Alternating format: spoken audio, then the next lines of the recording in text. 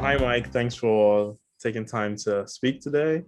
Um, you have a wealth of experience. You've done everything, and it's lovely to even just get like a little sliver of your knowledge and just have to, just talk through your experience and you know, building things today. And let's see where that goes. So hi. So can you just let us know your experience and your background so far? Yeah. Hey, Peter. So I would call myself just a creative spirit. I started coding not so much to learn coding. I just want to create stuff, and I wanted to get paid for it. To be honest, I was 12 at the time, and my friend's mom showed up to our school, and she was going to build our school website, like our elementary school's website. And I thought that was really cool that she did that. So as I talked to her, she did some computer science and took some courses later on, and she got paid for some work later doing freelance work. So that's the first time I kind of heard of people doing freelance at the age of 12. And she was a stay-at-home mom, and she was doing that too. So that was cool with 3 kids. So that was cool there. So I went to the bookstore one day, picked up a book, and started learning HTML and JavaScript. At the time, it was early days, 2000, early days, depending how you count, 2001 there. And I kind of forgot about the money, and I just kind of enjoyed the experience of creating things and being cool. And already back then, we actually had VR on the web, which was crazy. Already, we had 3D and VR on the web. There were standards, so it's not a new thing. Just so you know, but it's really interesting. And then around that time, I started to learn. I wanted to do my own designs and create stuff.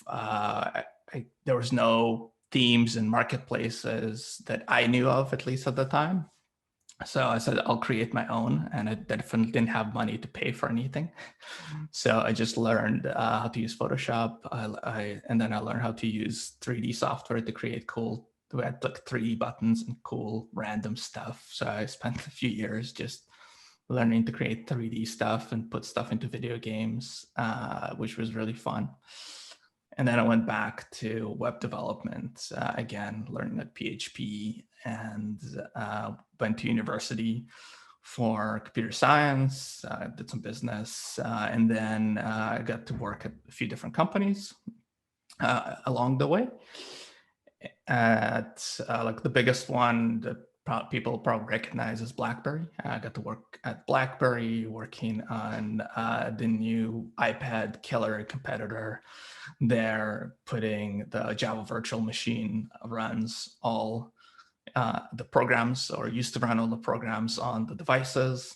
For them, one of them was the BlackBerry Messenger, which was the most popular app at the time. And so we were building the JVM to work on top of a new operating system that we bought called QNX for the playbook, which was the iPad competitor there. So I got a lot of really interesting experience. And I read a book around the time by the founders about entrepreneurship, and The Social Network also kind of came out around that time. And I started thinking about entrepreneurship and freelance again. And yeah, ever since then, I kind of wanted to do my own thing, be an entrepreneur. And so I started working at different startups, moved around. I'm based in Vancouver, Canada, by the way. I moved around different places around, and I started working at different startups. And then I really enjoyed freelance again. I got to experience doing my own thing, consulting for a while. So I did consulting, started my own consulting company, and grew it a little bit. Then 2 of the guys left. One of them left to work at Google, and another one left as well to go down to San Francisco and work And I decided to not keep doing the consulting gig. I wanted to join a product company. So I joined a product company for 2 years, build a product from the ground up there using all the cool stuff. We did like Rails, GraphQL. What else did we have there? Apollo, React. Yeah, everything that was cool under the sun. We used, so that was really fun. So stayed there for about 2 years. And then I was kind of itching to get, the company kind of grew a little bit. And it was no longer the beginning start point, which I really enjoy. So I left. I wanted to try actually a big company again.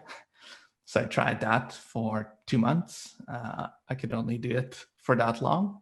I learned a lot for those 2 months and left. And now I'm kind of doing my own indie hacking thing and working with my friends on another little machine learning startup for automated retouching.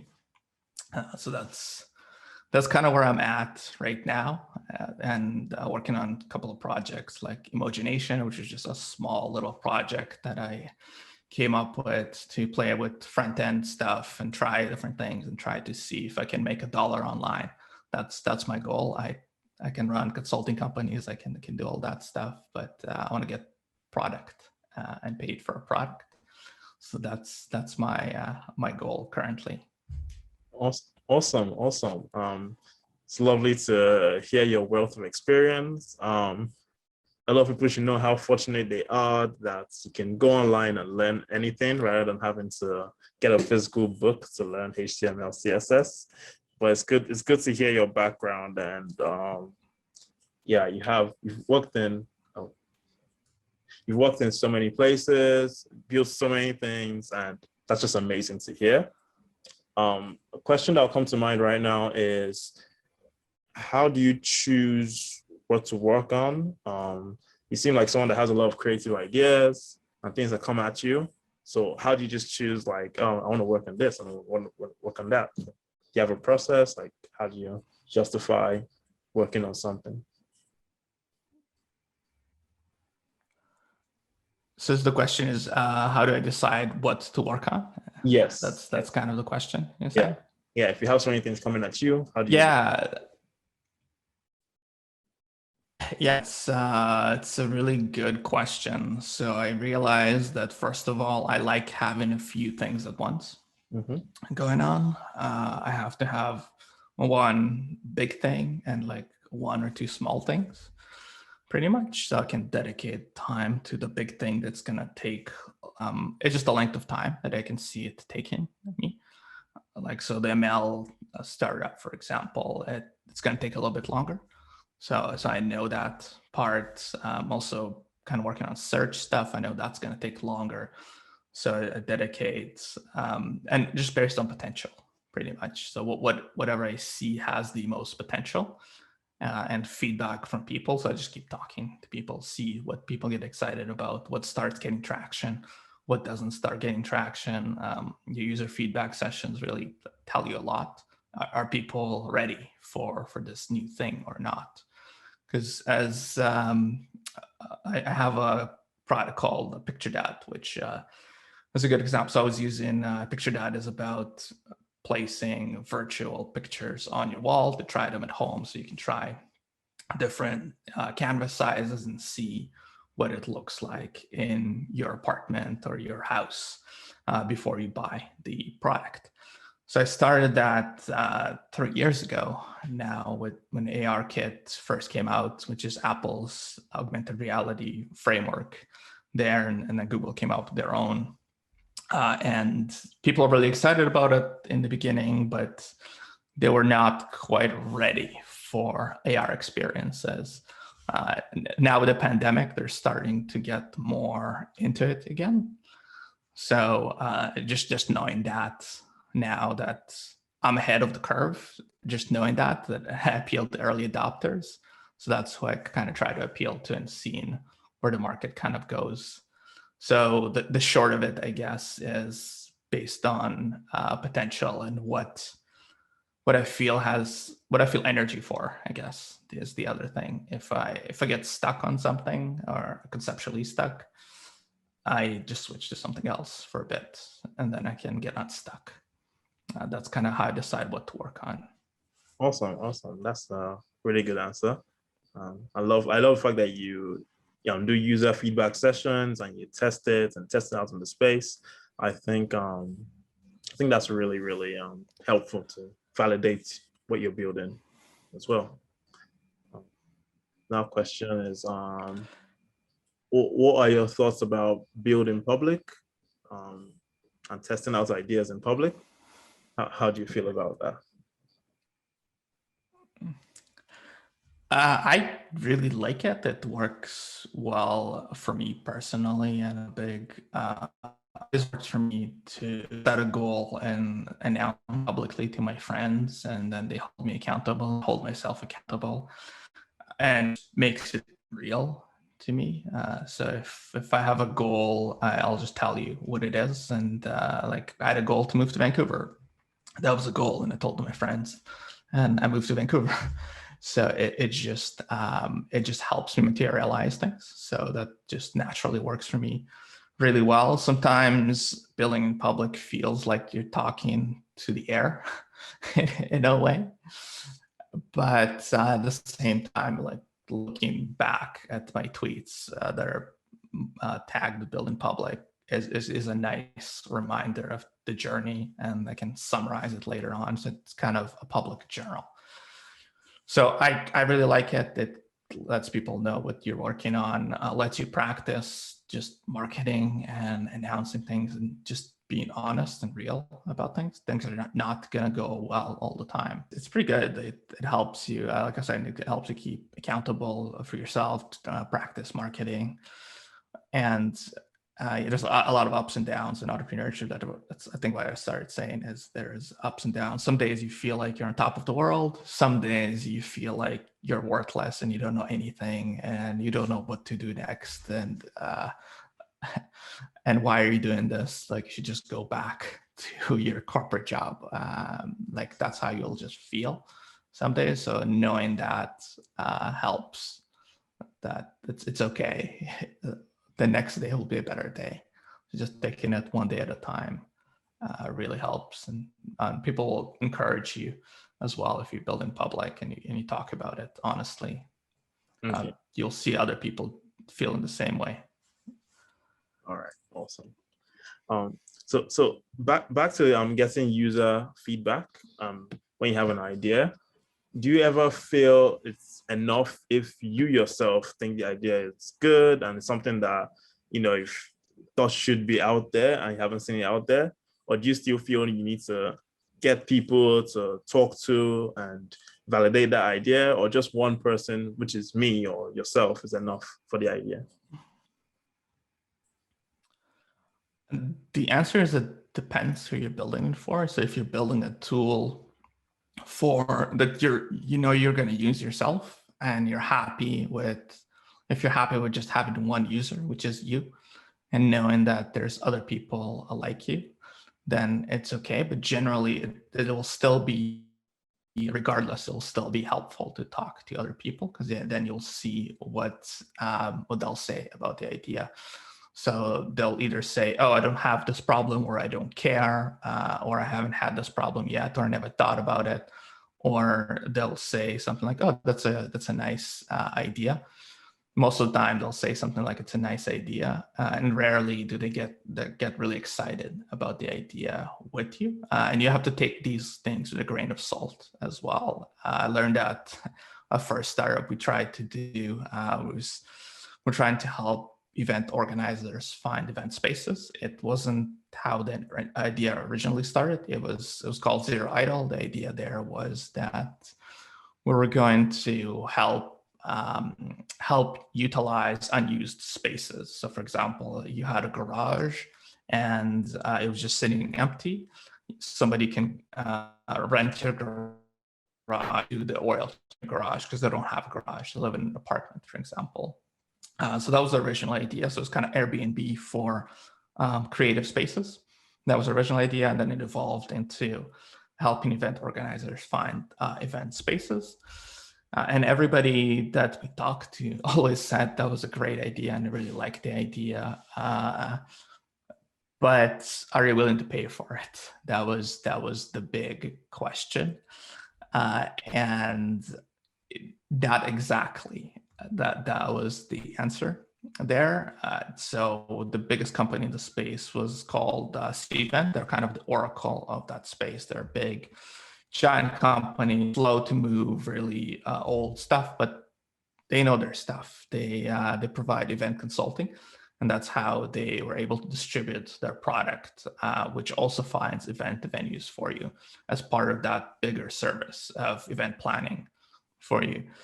So so that didn't turn out as well. So be careful, I would just say, with who you talk to, but do talk to them and make your own conclusion. Keep notes, and I'm still learning how to organize these notes myself as well. Especially after I just did a session of our first round of feedback on one of our products, and I was summarizing all the feedback, and it took a while to do, and it was very useful. I learned when you see non-users say exactly the same thing to you, you know that they're probably right, and you're probably wrong. Yeah, it means something. With the event space idea you just mentioned, it's I think it's a fantastic idea. And my question is, when you get an idea like that, that's brilliant, and then you find someone else in that space building something similar or building that exact thing, do you just drop the idea or push on with it and try to add your own spin? I laugh because we met somebody who is building the exact. He's a friend now, so it's all good. But at the time when we first met him, my first instinct. So I had co-founders for that business as well.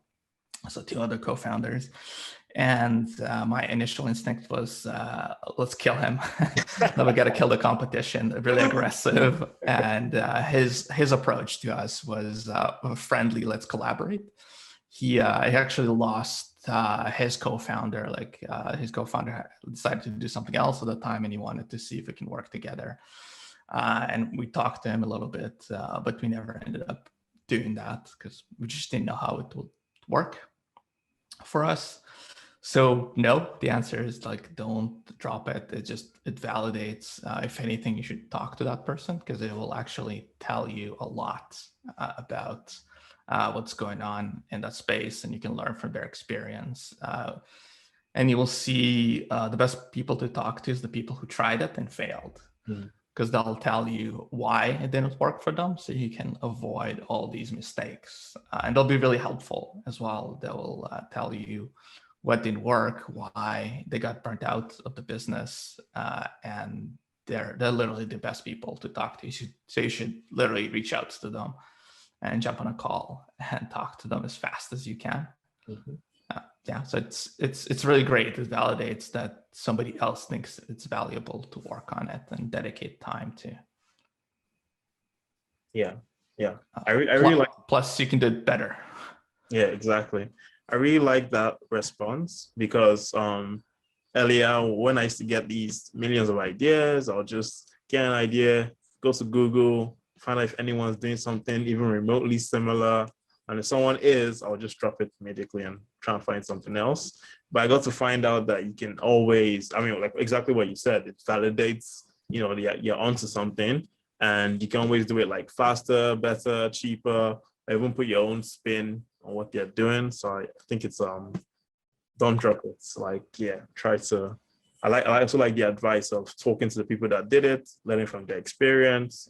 I think also if the product is out there, you can try and get reviews on that product and customer feedback so that in your version, it could be improved on that product.